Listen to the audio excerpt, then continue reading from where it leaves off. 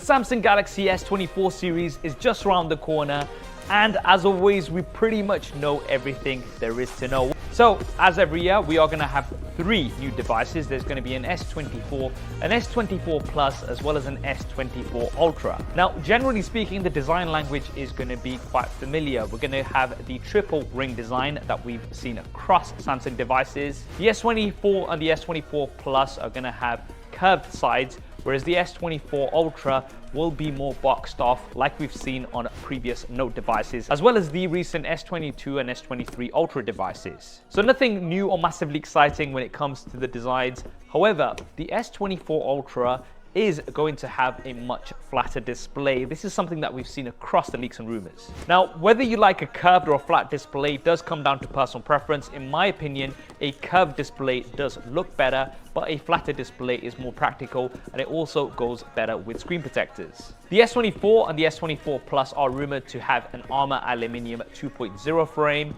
but the S24 Ultra this year is rumored to have a titanium frame. I'll let you guess where they got the idea from. Now, of course, for the iPhone 15 Pro and Pro Max, Apple have opted for a titanium frame, and that's been one of the key selling points of the devices.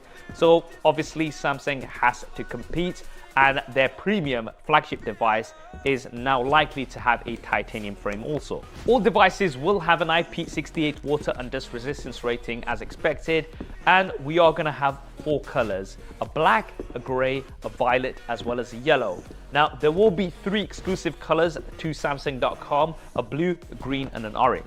The S24 Ultra will have an enclosed S Pen as expected, like we've had on the S22 and the S23 Ultras. We don't have a huge deal of information about this as yet.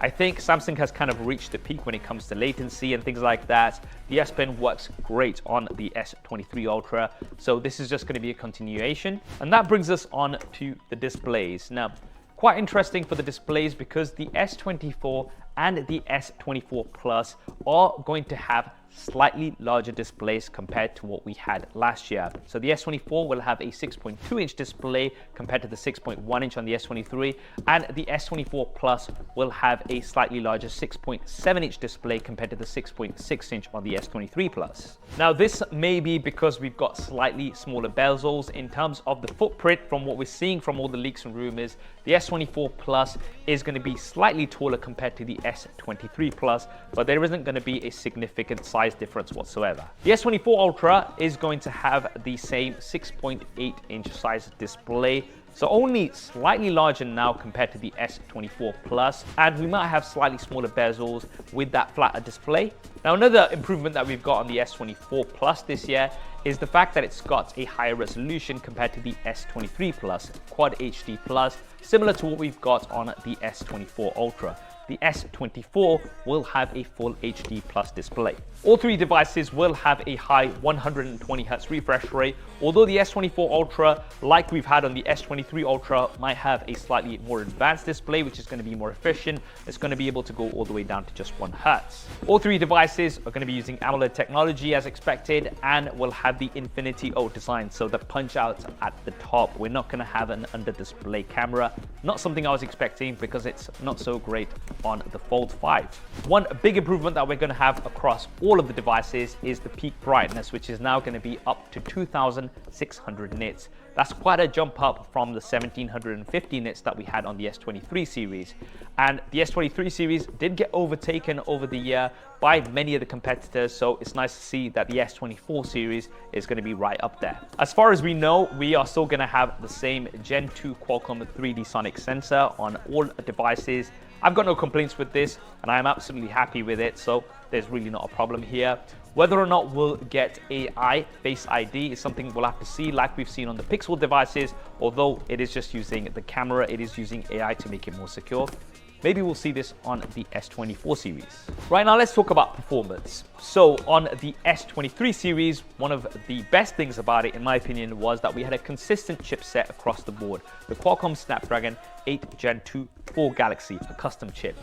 This year, it looks like Samsung's rewinding and again going for a split between an Exynos chipset, the Samsung Exynos 2400, and the Qualcomm Snapdragon 8 Gen 3. Now, I've been reading lots of leaks and rumors. It seems like the S24 Ultra at least may have that consistent chipset across the board, the 8 Gen 3, but for the S24 and maybe for the S24 Plus, we will have that split between the Snapdragon and the Exynos chips, and that's going to be based on your region. If you're in America and South Korea, then you will probably get the Qualcomm chip, but if you're in Europe and Asia, then you will likely get the Exynos chip. Now, I obviously can't comment too much because I've not tried these side by side, but the Exynos chip is supposed to be 70% faster and has the next gen AMD GPU architecture. So it will be interesting to see how it compares to the 8 Gen 3.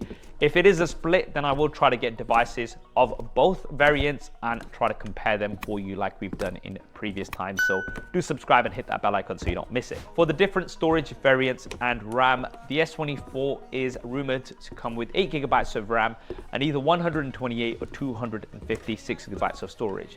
The S24 Plus and the S24 Ultra are likely to come with 12 GB of RAM and 256 as well as 512 GB of storage. However, there will be a special 1 TB version on the S24 Ultra. Now, for the interesting part, the cameras. As far as we know, the S24 and the S24 Plus will have a similar camera setup: 50 megapixel primary camera, 12 megapixel ultra wide, as well as a 10 megapixel telephoto camera with 3 times optical zoom and up to 30 times space zoom. The S24 Ultra cameras will have a bit of a tweak from what we're seeing: a 200 megapixel primary camera, a 12 megapixel ultra wide, a 10 megapixel 3x telephoto. However, the big change is around the periscope zoom camera. So the S22 Ultra and the S23 Ultra have a 10 megapixel 10x periscope zoom camera, which extends all the way to 100 times and lets you take pictures of the moon, which I know a lot of people like.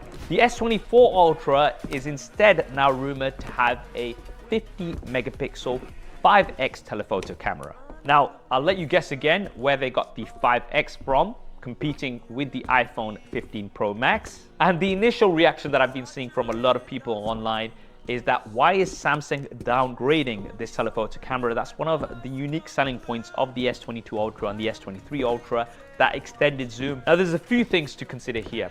Firstly, 5 times telephoto might be more of a preferred focal length, especially when it comes to portraits, which I think the iPhone 15 Pro Max does excellent in. But also, we have to remember that this is now a 50 megapixel telephoto zoom camera, whereas we had 10 megapixels previously. So that potentially means that even at 10x and possibly up to 100x, you are still going to get good quality, which is going to be either comparable or better compared to the S23 Ultra. Now, without going into too much geeky detail, if you look at the iPhones, for example, they do have a 2x zoom option, but they don't have a dedicated optical 2x zoom camera.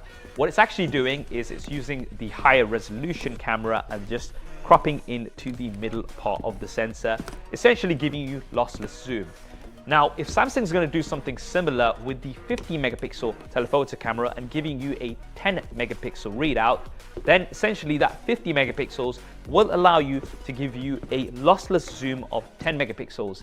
Then you times that by 5 with the optical zoom, and you will essentially have 10x zoom, which will be lossless. Hopefully that makes some sense, but if it doesn't, don't worry guys. As soon as the S24 Ultra is in the studio, we're going to be doing some detailed super SAF style camera comparisons of the S24 Ultra versus the competition, as well as versus the S23 Ultra, to really test out that zoom. You're not going to want to miss it, so please do consider subscribing and hitting that bell icon. Another thing we also have to consider about the cameras overall is the fact that they will have the new image signal processors, the ISPs, that will be with the new chipsets, which should produce better images, and the new software.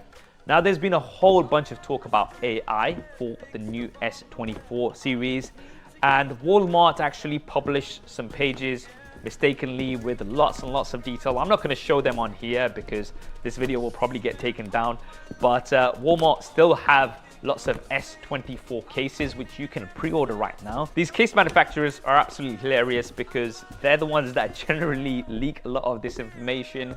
But anyway, the information that we do have from this leak is that there's going to be lots of AI software.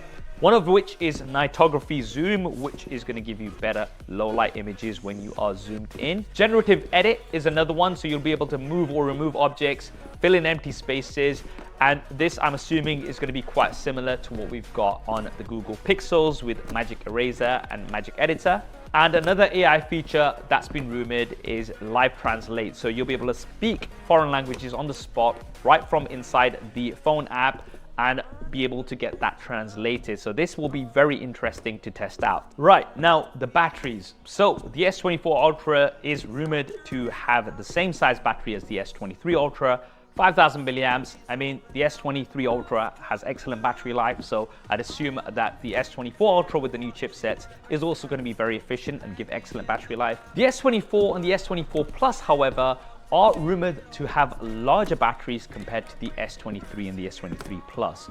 The S24 is rumored to have a 4,000 milliamp hour battery. The S24 Plus is rumored to have a very large 4,900 milliamp hour battery, which is going to be very close to the S24 Ultra.